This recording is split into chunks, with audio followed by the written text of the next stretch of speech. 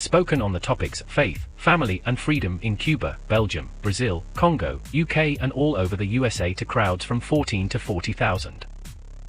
International leadership speaker, trainer and coach. Author of Learn to Raw Leadership, Attitude Hack, Live a More Excellent Life, 5 Battle Strategies of a Victorious Warrior. 2021 President's Lifetime Achievement Award recipient.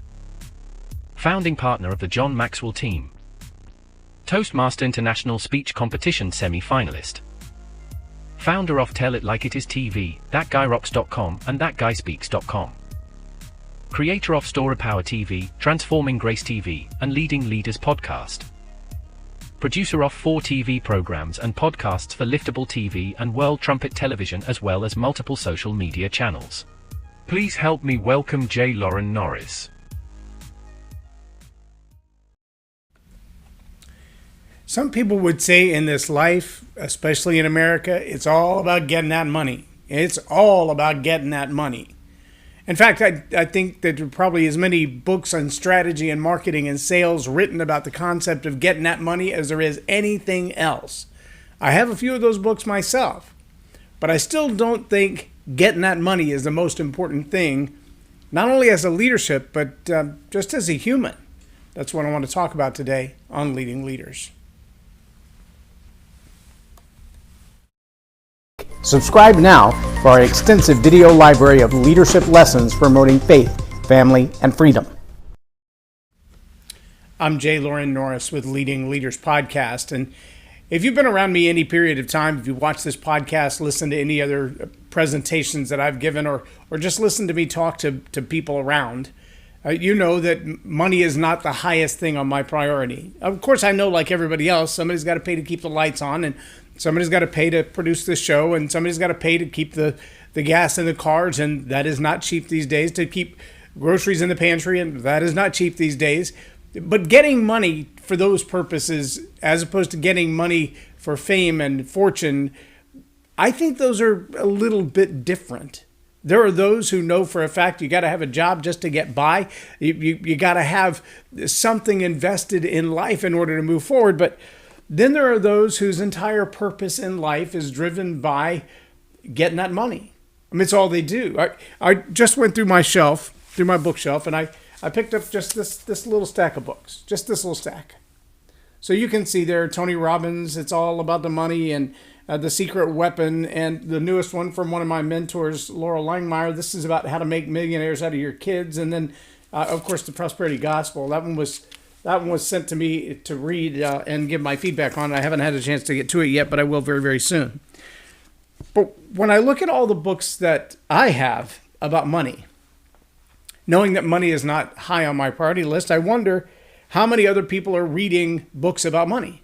How many people are studying, how do I get wealth? How do I build wealth? How do I keep wealth? And I know that one of the things we talk about in our society a lot today, especially in the media, is the income gap, the wealth gap, the possessions gap, the getting stuff gap. We have athletes who are making hundreds of millions of dollars in the course of a 10 or 20 year career, where other people have worked 20, 30, 40 years in their career and they're still barely keeping the lights on. We have rappers and musicians, and I'm not saying anything negative about the quality of their talent or the amount of effort that they put in, but sometimes you wonder, did the moral values go out the window when the money came in? Because there's a lot of demonstration of that, especially in the music videos, that the lifestyle they're living and the money that they're making, they don't look anything like good values.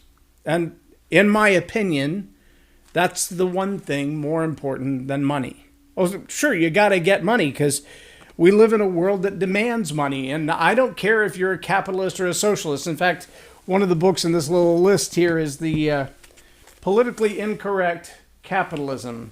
How do you live in capitalism politically incorrect? Because basically, if you're on the newer side of society, the communism and socialism ideas seem to run deep, that, you know, the big government's going to take care of everybody, and they'll even pay for your cell phone bill and your light bill and your gas bill. You won't have to put gas in your car. Yes, these are actual quotes of voters who believed that by voting for one person versus the other, that They never have to worry about gas in their car again or paying for their cell phone bill. And so it seems like the incentive is still all about money.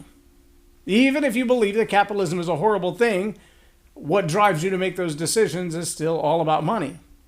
And at some point, we've got to reach the place to realize that there is no society on earth that doesn't need a currency of some sort. And the more of that currency, whatever that is, that you have, whether it's political clout or it's power or it's prowess or it's knowledge or it's actually an exchange of monetary representation as opposed to goods and services, in any society, if you are without money, your life is going to be a less quality lived life than somebody who has a whole lot of money, because they have a whole lot of choices and they have a whole lot of options, and people with less money have less options.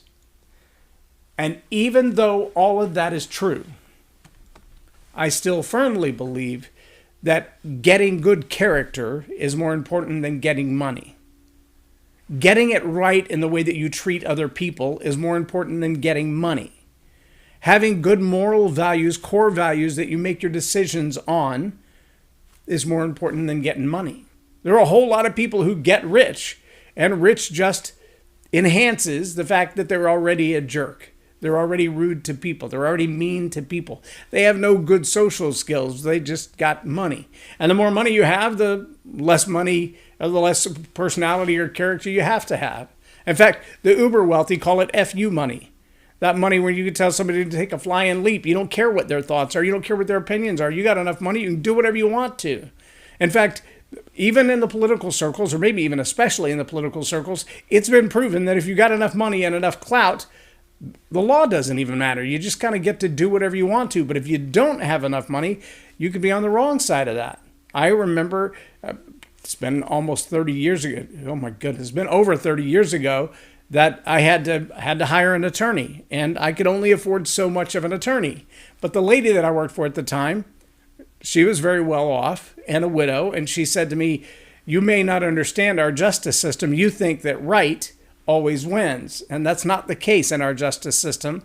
But the person with the meanest lawyer always wins, and you will always get the best justice you can afford. You will always get the best justice you can afford." Well, here we are again, or even having the sense of justice, right versus wrong, legal versus illegal, comes back to getting that money.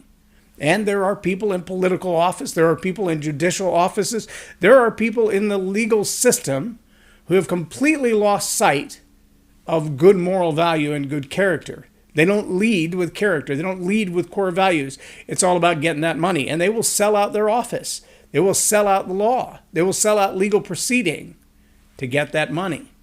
Sometimes they get that money a little in advance so that later they'll be coerced to make that decision. Let me just say this to you. Every average, everyday person is going to have to make a choice at some point in their life. Whether it's when you decide what your career is going to be, or when you decide what kind of education you'll have, or when you'll decide who it is that you're going to hang out with, you're going to have to make a decision. For some people, that decision is early on, 15, 16 years old. Will I join a gang or not join a gang? Will I sell the dope on the corner or not sell the dope on the corner? Will I make records or not make records? Will I go for the pro athlete status or will I not go for the pro athlete status? Well, am I willing to be a garbage man, or do I just want to own the entire waste management style company? Am I okay with being in the medical field as an EMT, or do I want to be a surgeon, a heart surgeon, or a brain surgeon? Because, the higher you go in those, the more money there is to be made. But usually, for most people, it's what is the fastest path to the cash? How do I get more money with less effort? How do I get more money that's reproduced by other people? But early on, you're going to have to ask yourself that question. What education will I need? What connections will I need? What people will I hang out with? Those questions are going to be relevant regardless of which path you choose. How much money do I want? Who am I going to hang out with? What path am I going to choose to get it? Maybe you need education. Maybe you just need street smarts. Maybe you need a good business sense that says, hey, if I buy dope at this price and sell dope at that price, I'll get rich. If you're willing to break the law to get rich, there's a path for you. But if you start out asking the question, who are the people that I want to hang out with? What's the kind of education that I want to have? How much money do I need to have? And am I morally okay with that? See, now you got a whole different compass. That one question, am I morally okay with that? Do I have core values? Have I even asked myself, what do I believe in? Will getting money get in the way of getting to be the kind of person that I want to be? I fear to say that in our society, we've given up that question in a lot of circles. We talk about equality of outcome. We talk about closing the wealth gap. We talk about making sure that everybody has an equal amount of money. Well, let me just be real clear for you. Throughout history, more than 150 years of history, you can go back even further than that. What you'll find is the people who are most concerned about equality of wealth are more concerned about taking yours so that they have more.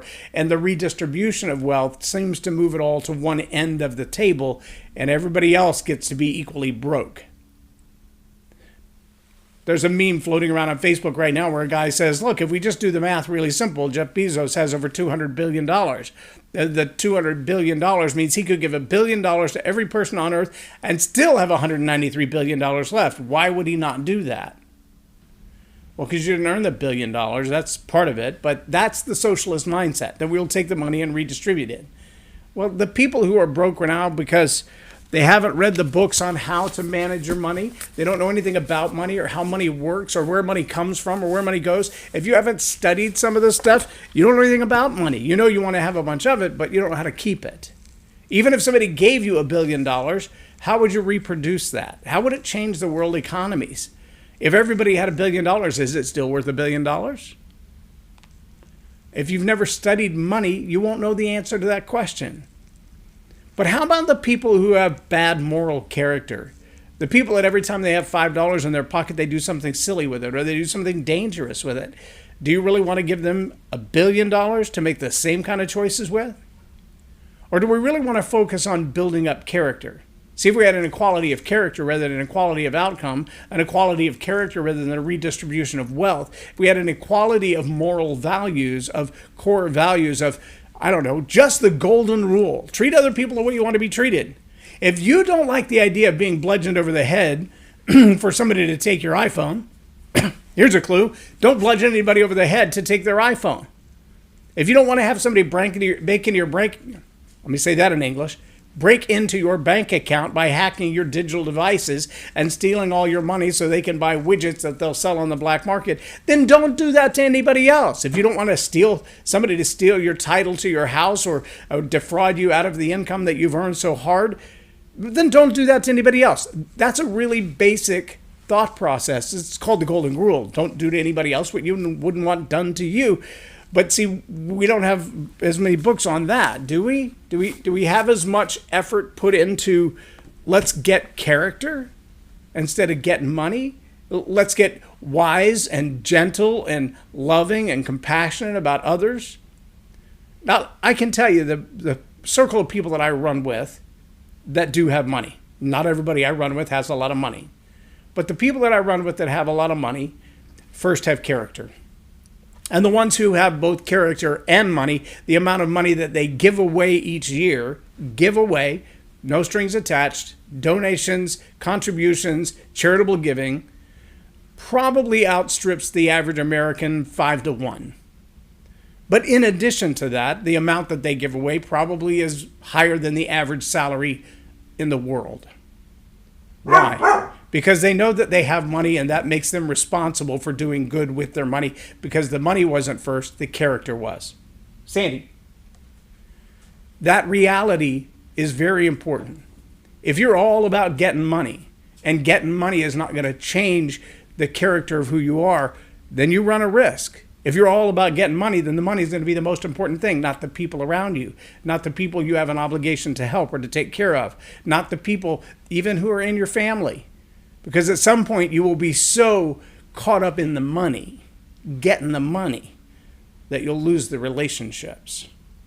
You don't believe me? Just ask some of those people who followed only the fastest past the cash and they don't have the moral compass. They don't have the value system. They'll do whatever it takes to get the money. They don't care if it's legal or not. That to me is a bigger problem in society than the redistribution of wealth or getting the money. Sure, get the money, but while you're getting the money, get wisdom. While you're getting the money, get moral values.